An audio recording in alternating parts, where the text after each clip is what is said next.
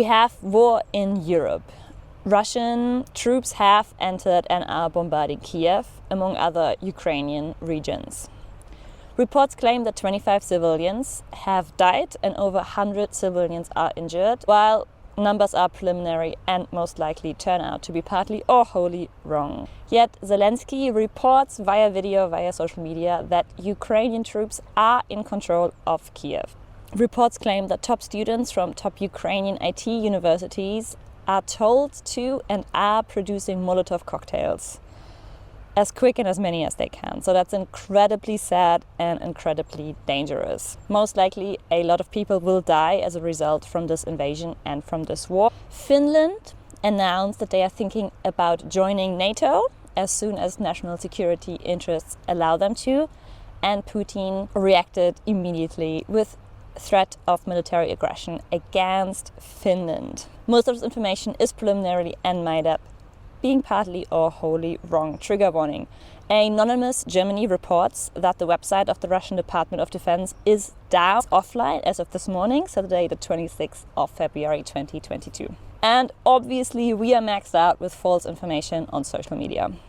Putin has asked the Ukrainian military to take power into their own hands, and regime change is a precondition for peace talks for Putin. Right, because you know the Russian army are peace fighters. By the way, Russia has invaded Ukraine roughly every century since 1149 AD, while history tells us that the Ukraine has not invaded Russia for a single time. On the night of the 24th of February, Zelensky addressed the EU leaders via video and ended the video with "This might be the last time you see me alive." Moving, but fortunately incorrect, Zelensky is still alive. This is Putin's war from an obvious international law perspective and from an obvious international geopolitical perspective. By the way, Trump has declared Putin's move to declare Donbass and Luhansk as independent as genius. We have an international form of aggression. Putin and Russia is violating UN General Convention 3314, which states the definition of aggression. We have a violation of any and all international human rights treaties. So this is Putin's war, there is no debate about that. We have war in Europe again, while we have not had war for a whole 8 years. Good news is, it seems like we are taking climate action. No Nord Stream 2. Every day for future. In Europe, we get roughly 40% of our fossil fuel energy from Russia. So the decline of taking that pipeline into work will hurt Russia. Realistically, we in Europe, we will get our fossil fuel energy from somewhere else. Most likely from oil, from fracked oil in the US. And most likely Russia will find a buyer for its oil. We might be in a tit for tat sanctions situation. Putin is pretending that Donbass asked for military help, because only if a country is asking and seeking foreign military support, we have a legal invasion of foreign troops of the foreign army, while Donbass is not a country, so it cannot fulfill the criteria to ever ask for legal military support. So this is Putin's war. If you watch Putin's translated speeches on social media, they are incredibly simple and dumb. We talk about a genocide, which was claimed in the 1998-1999 Kosovo conflict as well, where we had claims of genocide and the NATO invaded. While other legacy news outlets, true or false, report that there are significantly less Russian troops in the Ukraine than previously thought to be.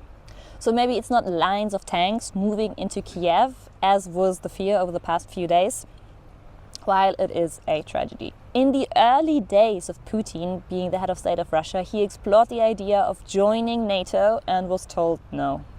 NATO is an explicit Cold War institution, and in the 90s, the powers of NATO decided to keep the organization instead of, let's say, moving on with something else.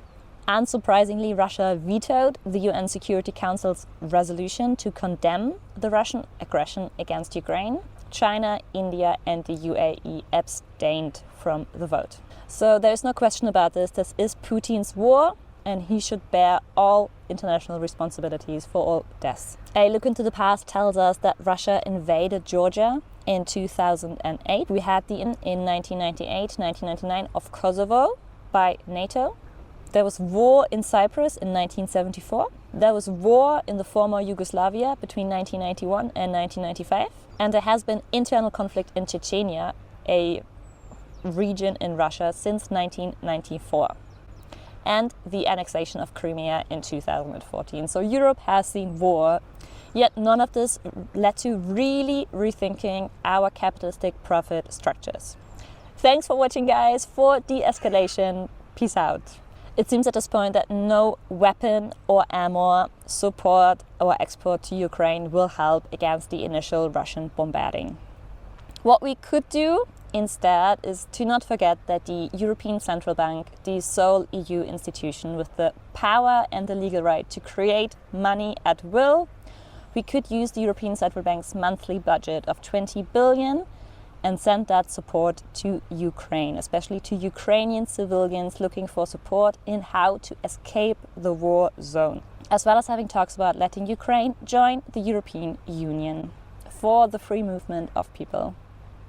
The monthly budget of the European Central Bank is at 20 billion euros.